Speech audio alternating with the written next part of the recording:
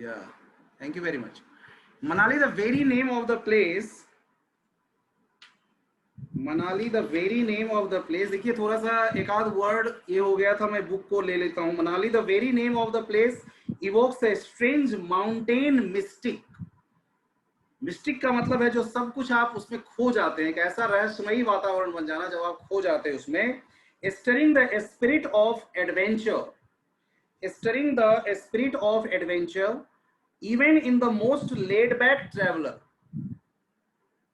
The view of the snow clad peaks, यानी पहाड़ की जो चोटियां हैं जिसपे बर्फ से ढकी रहती है, तो snow clad peaks in and around Manali at the height of over 7,000 feet above the sea level is like a journey into the heavens. ये मिस्टिक शब्द को अब आप यहाँ पर से जोड़ सकते हैं, जो सारा कुछ एक ऐसा लगता है जैसे हम दूसरे लोक में प्रवेश कर जा रहे हैं. इस तरह का वातावरण, स्वर्गिक आनंद जैसा, तो that is considered as mystic, रहस्यमयी, जिसमें कुछ ईश्वर से भी जिसका संबंध हो.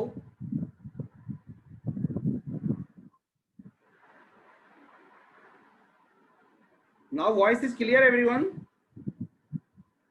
Yes sir. Yes, sir. और बेटा बहुत आगे से हम इसमें पूरे मार्क्स लेने की कोशिश करें, है ना.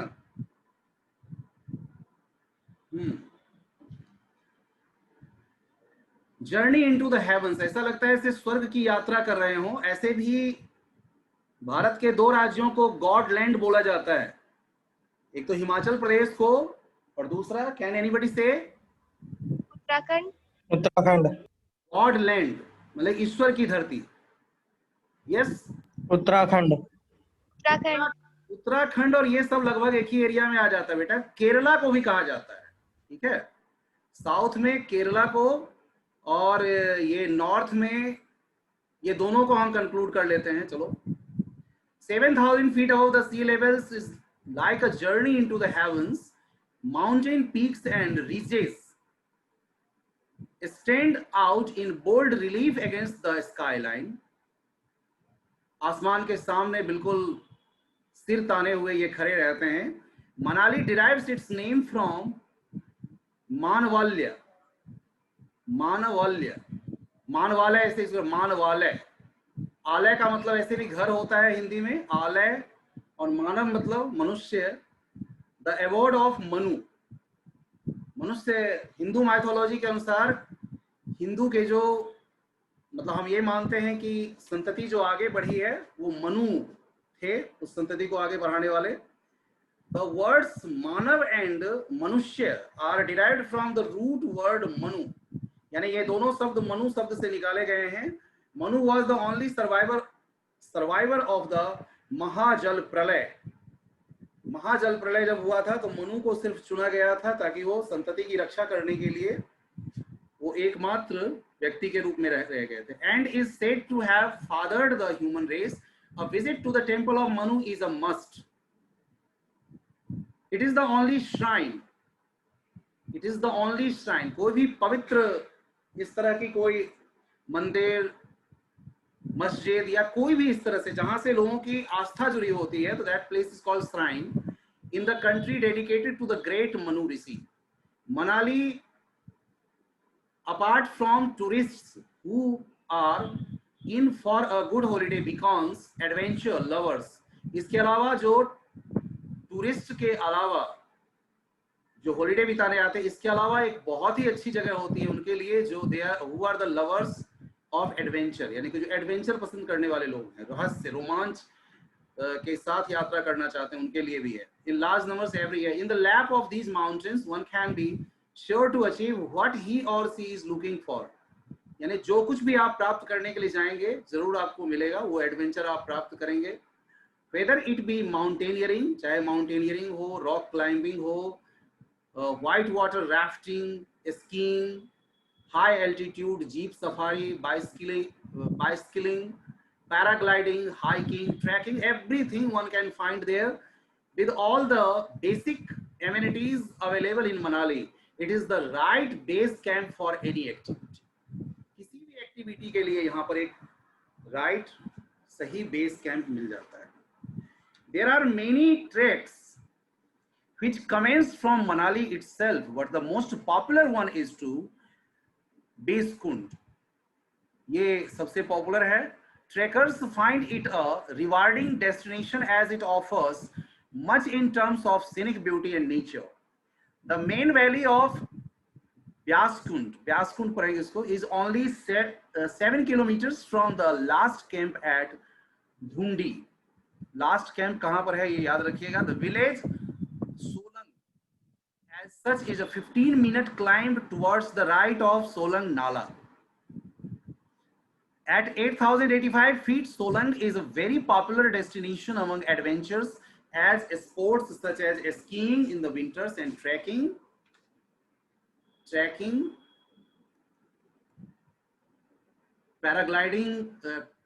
and paragliding in the summers are held regularly.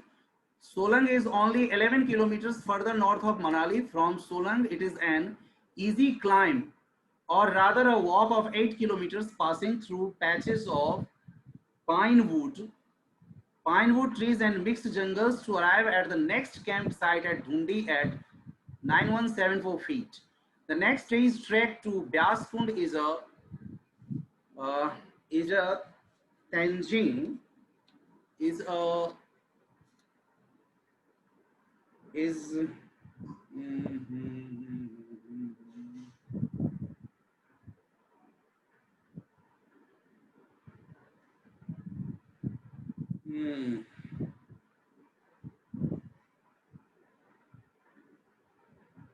The next trek to Byas Kund is a taxing 7 kilometers climb through a snow-covered dreamland, but the view of the towering giants about virtually makes it a painless walk.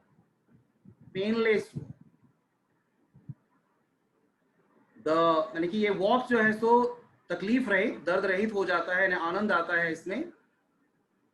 The famous Beas Kund, the source of river Beas नदी जहां से निकलती है, has an epic attached to it. एक epic, एक धर्म ग्रंथ जुड़ी हुई है यहां से. That the great Vyas Rishi performed tapasya here during the era of the Mahabharat के दौरान जो व्यास मुनि का आता है कि उनकी चर्चा आती है, तो यहीं पर तप किया था उन्होंने. It was because of this that the river got the present name of Vyas. यही कारण से इसका नाम मिलता है. अब देखिए, now I have some questions guys and girls. See now questions and try to find out the answer. Solang is only dash kilometer further north of Manali. तो हमें 11 sure. शुरू में ही Yes sir. Okay. The last para. Now we got that thing. Yes. Last paragraph. Tell me the line if you are finding, so that we can confirm. Otherwise, I will have to read. First line. The village Solang as such is a 15-minute. This one. In next page, first line. Page. First paragraph. Okay. Down. Sir, down. Again down. Yes.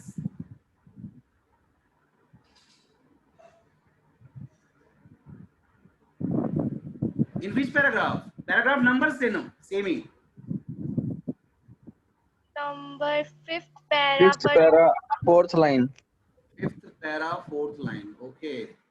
Is the summer are held. Solang is only 11 kilometers further north of Manali. अब देखिए यहीं पे ये problem अकर करता है.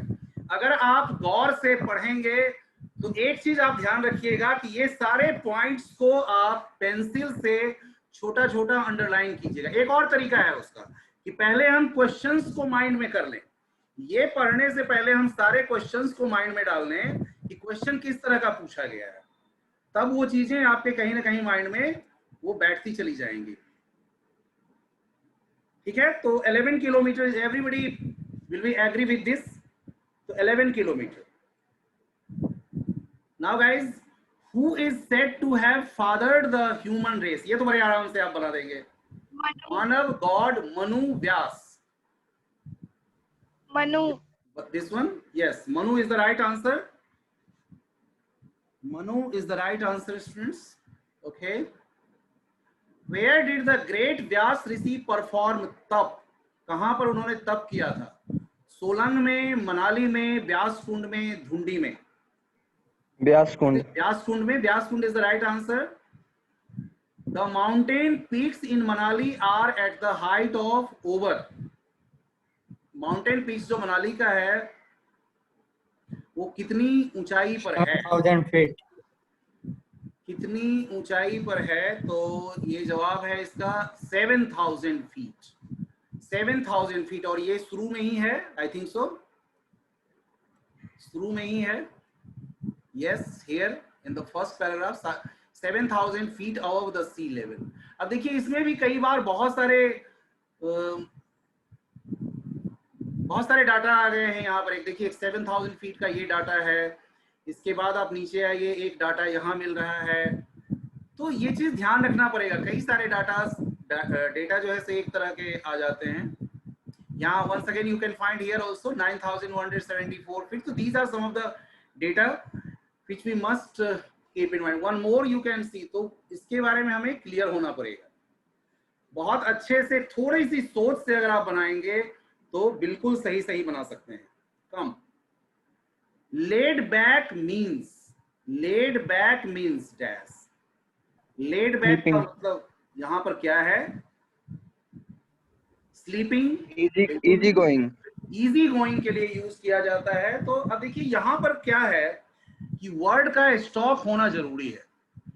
We must have stock of words. अब उसके लिए क्या है कि जितने इस तरह की चीजें आप करते जाते हैं तो जो शब्द मिलते हैं, अगर डिफिकल्ट वर्ड्स है तो उस डिफिकल्ट वर्ड्स को कहीं ना कहीं कुछ करना पड़ेगा. वो बिना किए ये शब्दों का स्टॉक नहीं हो सकता है. Even we can not do. Truly speaking we can not do. Suppose कीजिए कोई ऐसा, अगर ये कॉम्प्रिहेंशन आ जाए और उसमें बॉम्बास्टिक शब्दों का यूज किया गया हो, तो हो सकता है 2-4-5 शब्द ऐसे होंगे जो हमारे दिमाग से भी बाहर का होगा, किसी के भी दिमाग के बाहर का हो सकता है, किसी के भी. तो that time it will be difficult. तो उस स्थिति में हम क्या करें? उस स्थिति में क्या करने से हो सकता है? तो वहां पे देखिए, जब नहीं कुछ आता है तब क्या करेंगे? तब तो अंदाजा. और अंदाजे के लिए क्या है, इसीलिए कहा जाता है कि अंडरलाइन करना. जो वर्ड आपके समझ से बाहर हो रहा है उसको हल्का सा अंडरलाइन करें. हो सकता है जब आप मीनिंग मिलाने की कोशिश करें और मीनिंग से आंसर जानने की कोशिश करें, then you will be able to find the answer. है ना? तो यहाँ पे कुछ ना कुछ ट्रायल एंड एरर वाला process, mentally trial and error का प्रोसेस चलता है. तो वो चीज करेंगे. Now come on to question number this one. Towering is Adjective. And towering word जो है वो क्या है? तो टावरिंग Adjective. बिल्कुल ये पहाड़ों के लिए यूज किया गया है, ऊंचे ऊंचे पेड़ों के लिए यूज किया गया है. और टावर का मतलब ये होता है ऊंचा. तो ये एडजेक्टिव के रूप में प्रयोग किया गया है. Now we have questions. अब क्वेश्चन को लिखने के फॉर्म में कैसे करेंगे? तो what does Manali evoke in the most lazy traveller. देखिए आपको एक चीज मैं समझाने की कोशिश करता हूं. कोई अपने तरीके से नहीं लिखिए. आंसर बनाने का जो अपना एक फिक्स्ड तरीका है उसको जरूर आप फॉलो करें. क्योंकि क्या होता है, देखिए ये आंसर बिल्कुल हम यहां से ले सकते हैं. देखिए मनाली के बारे में पूछा है और हमारे पास वर्ब है evoke. What does Manali evoke. तो हम यहाँ पर मनाली से शुरू करें आंसर को. मनाली इवॉक, डज का प्रयोग किया गया है, इसलिए आंसर में इवॉक्स का यूज किया जा सकता है. क्या किया जा सकता है? करेंगे मनाली इवॉक्स, मतलब मनाली क्या प्रोवाइड करता है. तो देखिए शुरू में ही हमने देखा है, शुरू में आप जाएंगे तो देखेंगे कि मिस्टिक उसमें यूज किया गया है. शुरू में क्या प्रोवाइड करता है? तो ये देखिए, ये जो है strange mountain mistake, stirring the spirit of adventure, ये सारी चीजें, इससे रिलेटेड हमें आंसर को हमें लिखना है। तो Manali evokes a strange mountain, strange mountain mistake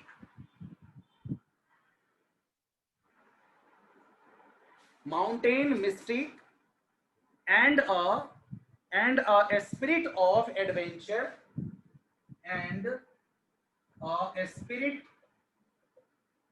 of adventure even in the किसमें, even in the, ये देखिए यही लेड बैक यूज किया गया था ना, लेजी के लिए यूज किया गया था, इजी गोइंग, लेजी, तो laid back traveller, spirit of adventure even in the easy going traveler, या लेजी भी लिख सकते हैं, या वर्ड टू वर्ड भी अगर लिख देंगे तो दिक्कत नहीं होगी। अब इसका एक फायदा देखिए क्या होता है, अगर आप question, if you are starting your answer according to question, तो बड़ा आसान हो जाता है ये एग्जामिनर के लिए। कई एग्जामिनर से बात होती है बेटे, तो देखिए ये नहीं देखा जाता है कि बहुत अच्छा लिखा है किसी ने, बहुत अच्छा, बहुत बम्बास्टिक लिखा है किसी ने, उसको अच्छे नंबर देते हैं, नहीं, ऐसा नहीं है। वो क्या, specially I want to tell you about English. देखिए इंग्लिश में क्या है, फैक्ट कम होता है, फैक्ट क्या कम होता है, और हमें ज्यादा से ज्यादा क्या होता है, एक्सप्लेनेशन पार्ट को देखना पड़ता है, right? Is everybody agree with me? तो उस केस में क्या होता है कि आपका तरीका लिखने का कितना अच्छा है, और मैं दावे के साथ कहता हूं कि the examiner will not even see this part of answer. इतना अगर किसी को दिख गया, एग्जामिनर को दिख गया कि Manali walks a strange mountain mystic and a spirit of, आगे का नहीं पढ़ेगा, मैं ये दावे के साथ कहता हूं। कारण क्या, उसको लग गया कि बच्चे ने जो शुरुआत के, बच्चे को आता है, the student knows how to tackle a question, how to write an answer, the students know, और बस हो गया, वहीं पर काम खत्म हो गया। तो ये चीज है। और जब हम क्या होता है कि ज्यादा अगर हम चेंज करने लगते हैं आंसर को अपने तरीके से, तो ग्रामेटिकली मिस्टेक होने के चांसेस होते हैं, और ग्रामेटिकल मिस्टेक होगा तो फिर तो परेशानी होगी, फिर तो नजर चली जाती है ना। समझ में आ रही है सबको बात? ये यस सर। ये करवाने का मेरा मकसद ये नहीं है कि आपको नहीं आता है, मेरा मकसद है कि और अच्छे तरीके से हम कैसे करें, समझ गए? इसलिए जो जो पॉइंट्स बता रहे हैं उन पॉइंट्स को जरूर आप दिमाग में रखें और उसके अकॉर्डिंग आगे से सॉल्व करने की कोशिश करें। Second question comes to you. Second question comes to you कि why is the shrine of the great Manu Rishi unique? ये जो श्राइन उनका है वो यूनिक किस सेंस में है, बताइए।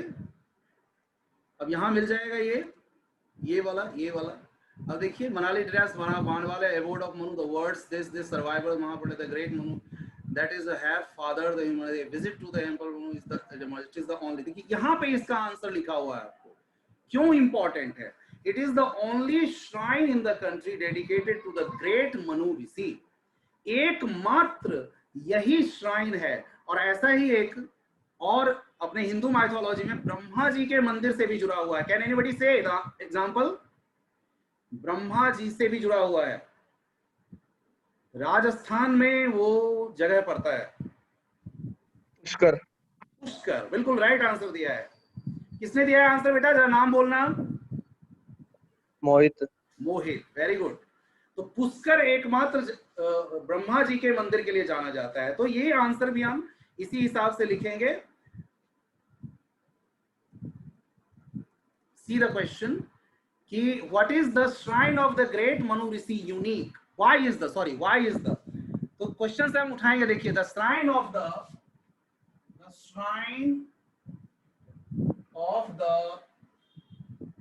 Great Manu Rishi is unique. ये तो क्वेश्चन से मिल गया, because because it is the only shrine, it is the only shrine, एकमात्र ये श्राइन है, एकमात्र ये मंदिर है, एकमात्र ये है shrine in India, shrine in India, India dedicated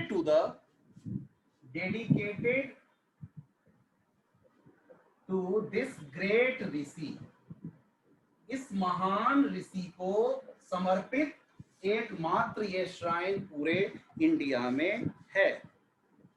clear students?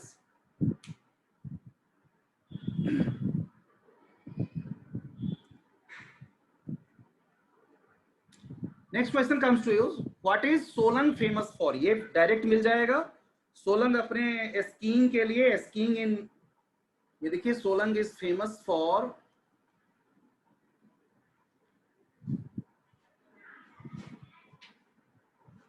here on this, in this paragraph you can find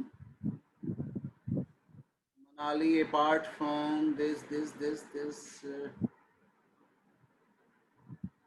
the village Solang, yeah, this one.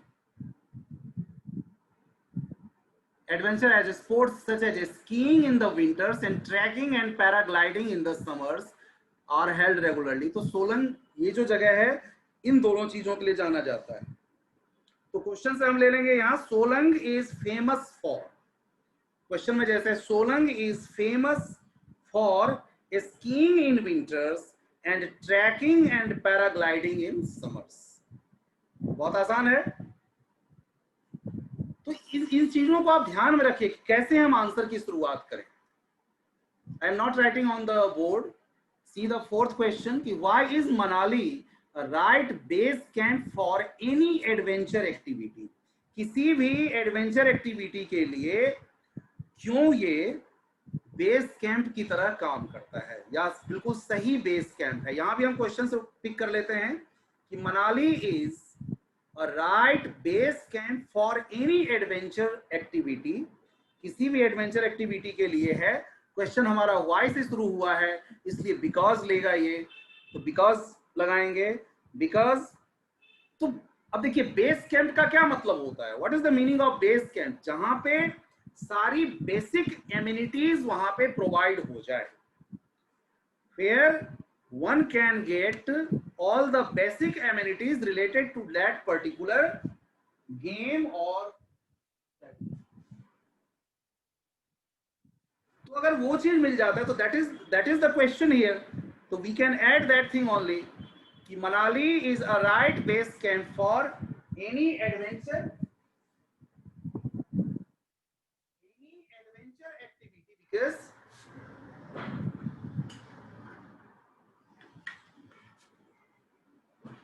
because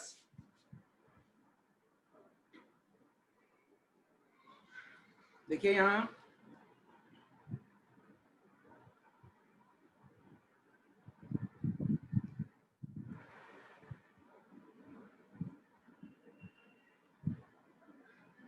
because adventure is looking for whether it be mountaineer, इसी में answer है ये basic amenities available in Manali. देखिए ये वाले answer है, with all the basic amenities available in Manali it is the right base camp for any activity. देखिए sentence यहाँ इस तरह से है, उसको घुमा के क्वेश्चन को पूछा है और उसी के तरीके से हमें आंसर भी लिखना चाहिए कि Manali is the right base camp for any adventure activity because all possible है ना, ऑल पॉसिबल हम यहाँ पे जोड़ देंगे। ऑल द बेसिक एमिनिटीज कहा है, इसलिए ये भी आप लिख सकते हैं ऑल द बेसिक एमिनिटीज या all possible basic amenities are available here. सारे बेसिक एमिनिटीज यहाँ पे अवेलेबल हैं।